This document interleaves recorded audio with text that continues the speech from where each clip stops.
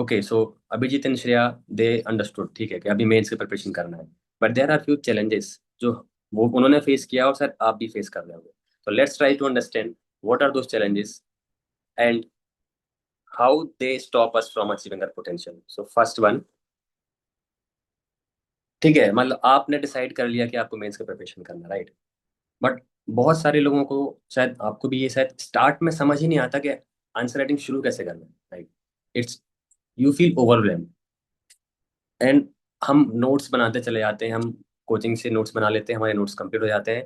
But हम कभी एक बार तो ये फील भी नहीं करते हैं कि हमारे कंटेंट इनफ है, हमारे कॉन्फिडेंस आता है कि हम लिख पाएंगे नहीं लिख पाएंगे, वो हम हमेशा हमारे बैलेंस इम्बैलेंस होता रहता है। तो उस वजह से हम स्टार्ट ही नहीं करते। वी फियर परफेक्शन, हम अगर हमने गंदा आंसर लिखा तो, राइट, हम इनर्शिया होता है, हम उसको ब्रेक नहीं कर पाते। तो उस सर्वे में एक सवाल ये भी था कि कितने लोग हैं जो अभी आंसर्स लिख रहे हैं। You can see only in this daily वाले सिर्फ 13% लोग हैं जो डेली आंसर्स लिख रहे हैं, राइट ना। 40% लोग लिख नहीं पा रहे, रेयरली आंसर्स लिख रहे हैं। अगेन यू सी, वहां पर 10% लोग जो थे वो मेंस पढ़ रहे हैं, यहाँ पे भी 13% लोग हैं वो डेली आंसर लिख रहे हैं। सो अगर 100 लोगों का बैच हम लें तो उसमें 13 लोग ऐसे होंगे जो आंसर से लिख रहे हैं। बाकी लोग या तो वीकली लिख रहे हैं, या रेयरली लिख रहे हैं, या फिर लिख ही नहीं रहे हैं, उनको भी बिल्कुल प्रिपरेशन ही नहीं है। तो this is the first challenge कि स्टार्ट कैसे करना है। Okay, now let's move on to second challenge. ठीक है, मैंने स्टार्ट कर दिया, मैंने कॉन्फिडेंस लिया, मैंने मोटिवेशन लिया, मैंने कोई कोचिंग भी ज्वाइन कर लिया जहाँ पे वो आंसर राइटिंग करा रहे हैं, ठीक है। अब लेकिन मुझे ये समझ में नहीं आ रहा कि मैं इसका स्ट्रक्चर और टाइम कैसे मैनेज करूँ। क्योंकि एक सेम क्वेश्चन जब मेंस में आता है तो हमें 10 मार्कर क्वेश्चन को 7 मिनट्स में लिखना होता है। अब उसमें आपको 30 to 40 सेकेंड्स में डिसाइड भी करना है कि उसमें क्या लिखना है। 6.5 मिनट्स में इंट्रोडक्शन, बॉडी, अनदर सब part, criticism, way forward, conclusion, right. तो हमें कोई एकदम बहुत फास्ट स्पीड में ये पता होना चाहिए कि उसका डिमांड क्या है, राइट। और हमें अगर डिमांड के बारे में आइडिया नहीं है and we do not know कि इसमें लिखना क्या है, तो हम ऑलवेज टाइम लिमिट को क्रॉस करेंगे, right. And that's where the second struggle is come to complete the answer within time limit. So for example इस पाई चार्ट में आप देखेंगे, यहाँ पर blue one is they feel overwhelmed and don't know where to start, 19%, right. Green one is they cannot complete the answer within the limit.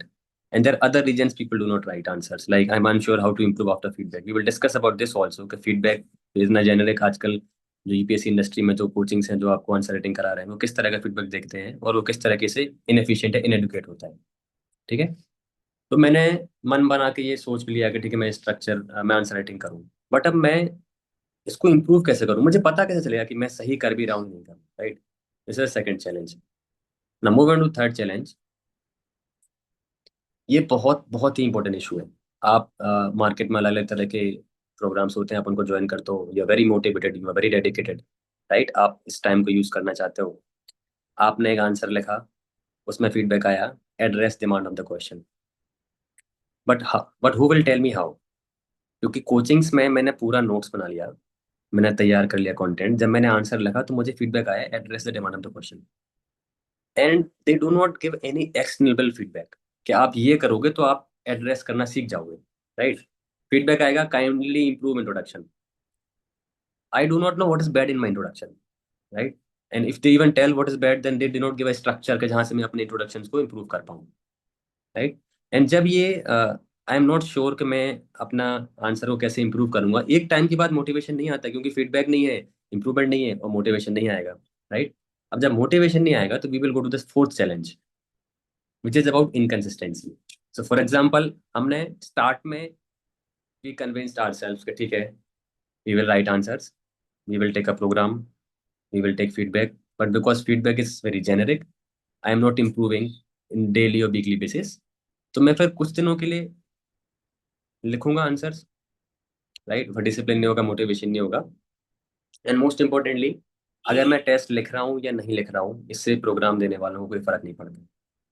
मैंने, आप market में जो भी जाके देखिए, बहुत अच्छे टेस्ट आते हैं सब जगह, लोग डिजाइन करके देते हैं, बट हार्डली आप, अगर आप 20 टेस्ट सीरीज है तो आप 10 टेस्ट लिख के खुश हो जाते हैं। और आई थिंक अभी तो श्रेया भी पहले यही कर रहे थे and they were happy with it also. ये शायद ऐसा ही होता होगा क्योंकि सिस्टम यही है। जब सिस्टम ऐसा होता है तो हम सोचते हैं ऐसा ही होता होगा, राइट। एंड उससे क्या होता है, इनकन्सिस्टेंसी आती है और हम राइटिंग रोक देते हैं या फिर हम एक इनएफिशिएंट तरीके से राइटिंग करते रहते हैं। That brings us to the fifth challenge. Because now when you're preparing alone, right? आप अपने आजकल अब हद जरूरी नहीं है कि आप दिल्ली से प्रिपरेशन करें, आप घर से भी प्रिपेयर कर रहे हैं, घर में आप अकेले हैं, आपको कोई पीयर ग्रुप नहीं है, तो वैसे केस में बहुत सारे लोग अकेले भी पढ़ सकते हैं, बट वैसे बहुत सारे केसेस में उनको पीयर की जरूरत होती है, बिकॉज वो उनको हेल्प करेगा आंसर्स को डिस्कस करने में, रिव्यू करने में, एक दूसरे का फीडबैक, क्योंकि दूसरा इंसान जब हमारे आंसर्स को देखेगा तो एक अलग नजरिए से देखेगा, अलग पर्सपेक्टिव से देखेगा, तो उसको एक अलग पर्सपेक्टिव मिलता है, इंप्रूवमेंट होता है। अब वो पीयर ग्रुप नहीं है। अब पीयर ग्रुप कैसे बनेगा? लोगों को आई आई डोंट थिंक लोग सोचते हैं भी इस चीज के बारे में कि पीयर ग्रुप हम बना के दे सकते हैं। I don't think any coaching is providing you the facility जब वो कहते हैं कि you come to us and we will give you a peer group, we will monitor it, there will be a purpose to the group, there will be discussion and all that, right? So अब उसमें जो progress और growth हो सकती थी, we also miss that. That is the fifth challenge. In the six challenge, I think आप लोगों ने अभी तक 5 चैलेंजेस सुन लिए, आपको लग रहा होगा हाँ सब कुछ तो हो ही गया और क्या ही बचा होगा, but there is one very important challenge जिसके बारे में बात नहीं होती है। It's almost a stigma to talk about it, right? And the six challenge is the stress management, because UPSC exam is a marathon, right? It's not a sprint. आपको लगातार 2-3 साल प्रिपरेशन करना होता है ना? और उसमें आपको स्टडीज को मैनेज करना है, और आपके अदर लाइफ स्ट्रगल्स भी हैं। अगर आप घर पे हैं तो आप घर का काम भी कर रहे हैं, घर में किसी का फंक्शन हो गया, कभी कुछ शादी हो गया, कभी कुछ हो गया, आप वो सब चीज़ें भी मैनेज कर रहे हैं। आपके कजन की शादी हो गई, या तो आप जा रहे हैं तो आपका टाइम वेस्ट हो रहा है, आप नहीं जा रहे हैं तो आप घर पे बैठ के फोमो कर रहे हैं, राइट? तो it's very difficult to manage all that, and after a point of time इतना अनबियरेबल हो जाता है कि बहुत सारे लोग 2-3 साल बाद गिव अप कर देते हैं। But how to solve this? People like वो बोलते हैं कि इसका क्या सॉल्यूशन है, ठीक है प्रॉब्लम तो है, और इसका सॉल्यूशन क्या है, राइट? पीयर ग्रुप का क्या सॉल्यूशन है, फीडबैक का क्या सॉल्यूशन है?